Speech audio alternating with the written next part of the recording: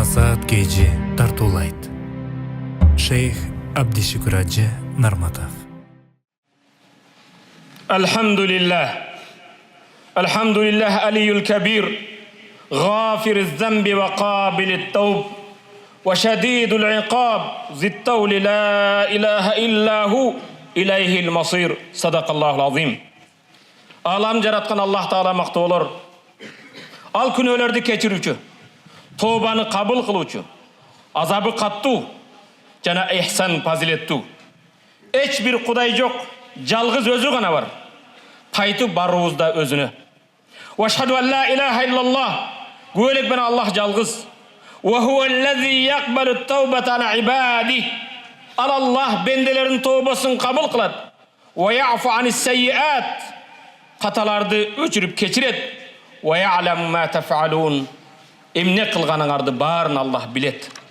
Ва ашхаду анна Мухаммадан расулаллах, жана күбөлүк менен Мухаммад Аллах Тааланын элчиси. Аллази кана ятубу фил яум 100 ау 70 марра. Ал пайгамбар биз үчүн үлгү болуу үчүн күнүнө 70-100 жолу истигфар айтып тобо кылат эле.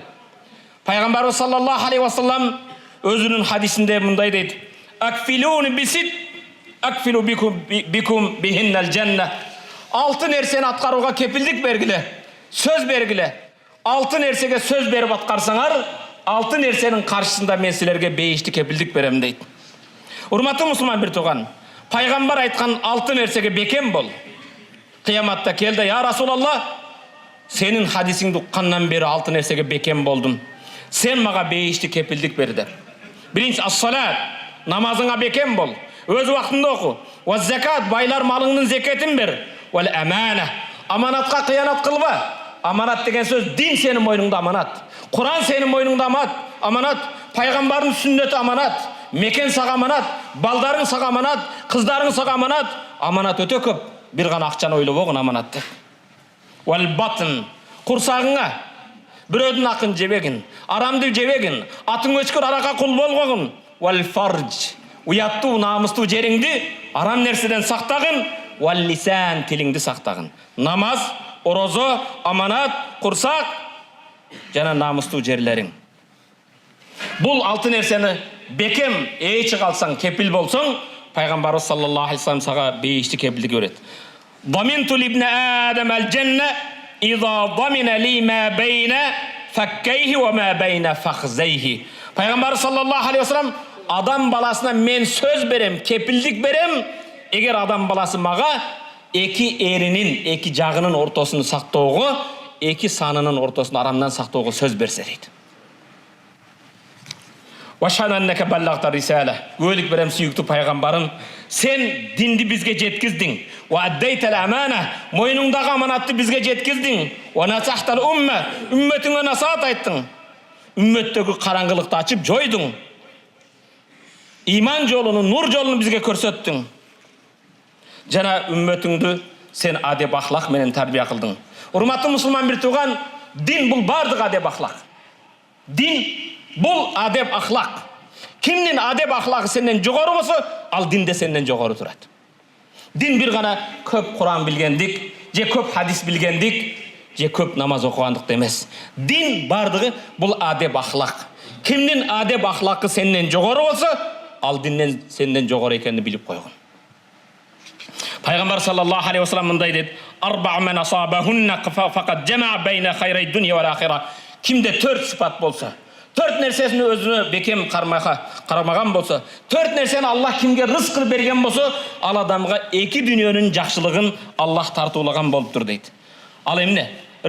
Ман рузика калбан шакиран, шүгүр кылуучу жүрөгүң болсо, ва лисанан закиран, зикир кылуучу тилиң болсо, ва баданан алал балаи сабира, Аллахнын сыноолоруна сабыр кылуучу денең болсо, ва заужатан тахфазу фи ардиха ва мали, намысыңды, малы мүлкүңдү сактаган өмүр жолдошуң болсо, сага Аллах 2 дүйнөнүн жакшылыгын бериптир дейт. Ал калби шакир, шүгүр кылуучу жүрөк, ал сүйлөнгөндү, чыдарымсыздык кетип, ар кимге арызданганды билбейт. Лисани закир, Аллахны зикир кылуучу тил, ал гыйбатты билбейт, ушакты билбейт, калпты билбейт, жалган сөз сүйлөгөндү билбейт, жалгандан күбөлүк өткөндү билбейт. отуруп алып урматтуу мусулман бир тууган жалган сөздөрдү бирөө менен бөлүшпөйт. Бүгүн тилекке каршы WhatsApp болсун, Одноклассники болсун, соцсеттерде болбогон нерселерди бирөө менен бөлүшүү.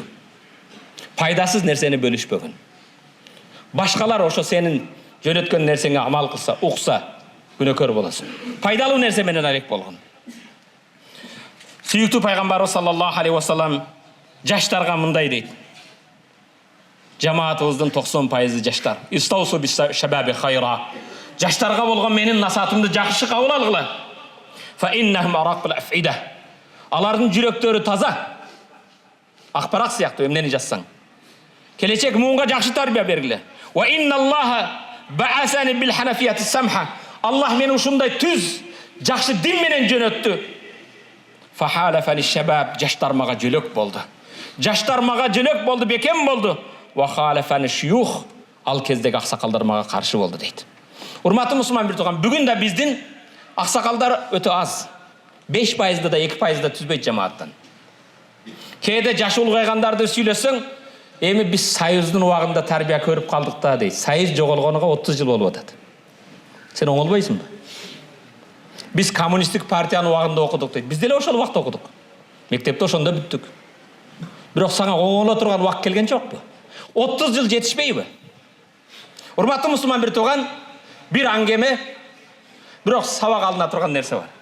Дыйкан бир күн эшеги менен талага келип, эшегини байлайын десе, эшектин жиби жок экен. Эшекти кантип байлашын билбестен жанындагы экинчи кошунасынан, "Кошуна жибиңизди берип туруң, эшегимди байлап коеюн, кечкече качып кетпесин" десе, "Эшекке жиги эмне керек? Бул эшек го" дептир. Эшекти калып эле жипти тарткансып тартымыш болуп, даракап келип байламыш болгон тура берет дептир. Кошунанын сөзүн данышман аксакалдын уккан, дыйкан келиптир да, эшектин жиби жок эле катып тарт, кел бери деп тартып, дарага байламыш болуп, дыйканчылыгын кеч дептир.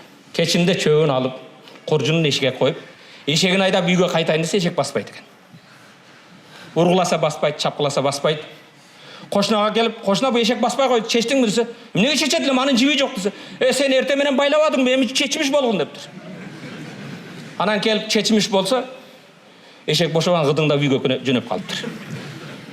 Биздин кээ бирлерибиз ошондой байланып калган.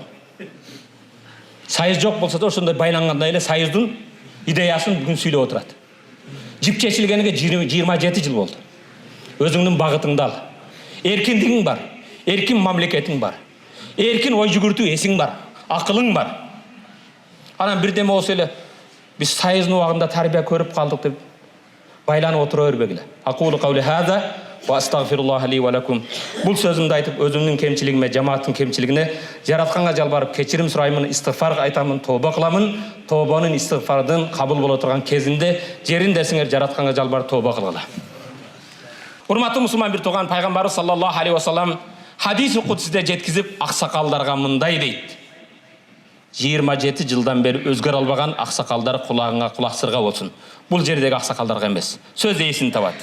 О бендем, жашың улгайды, көзүң көрбөй калды, белиң бекчейди, көзүң чекчейди. Сакалдарың, чачтарың агарды, эми менден уял. 60-70ке кирип да кыйын болуп алып, пивонун, атың өчкөр арактын, кумарыңдын кулу болбогон. Аллах Таала, о бендем, карыдың, уялгын менден, мен сени азап кылууга уялам дейт. Бирөөсү отуруп мындай: "Захаба шабабу фама лаху мин рaj'atin." Жаштык кетти, аттиңай, ал кайра келбейт. "Ва аннал машиба фа айна минху ал mahrabu." Карлык келди. Мындан кайда качып кутулам? "Ала лайта шабабу яуду yawman." Кана эми жаштык бир күн кайра келсе, "Фа юхбиру бима фа'ала al-mushibu." Карлык эмне кылганын айтып бермекмин дейт. Ал келбейт экен, урматтуу мусулман бир тууган. Аллах табарак ва таала баарыбызды угуучу бенделерден кылсын, уккан аят хадиске амал кылып насип этсин. Жаштарыбыз келечекте иманга, исламга, Куранга, элге, жерге, мекенге кызмат кылуу, адеп ахлактуу инсандар болсун. Каарылардын иманын саламат кылып бекем болсун. 70 жыл байланган жиптен чечилип, жараткан Аллах Тааланы таанып, Аллах Таалага жакшы кулдар болсун. Амин.